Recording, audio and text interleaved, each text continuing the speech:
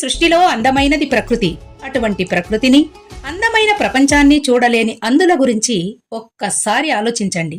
వారి జీవితం ఎంత నరకంగా ఉంటుందో ఊహిస్తే అటువంటి వారికి ఏదో ఒక విధంగా సహాయం చేయాలనే ఆలోచన వస్తుంది. ఈ ఆలోచనకు ప్రతిరూపమే అంధత్వ నివారణకు కృషి చేయడం.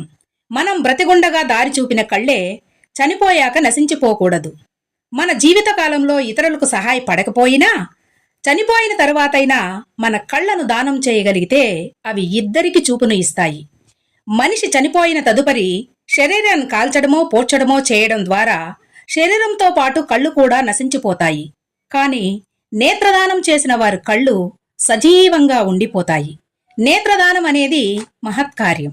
ఆచార్య భరద్వాజ సేవా సంస్థ వారు చేపట్టిన ఈ నేత్రదాన ఉద్యమం అనే బృహత్కార్యములో మీరూ పాలు పంచుకోండి. నేత్రదానం చేయండి. అంధులకు వెలుగునివ్వండి. కళ్లను కాటికి పంపకండి. అంధులకు కానుకగా ఇవ్వండి.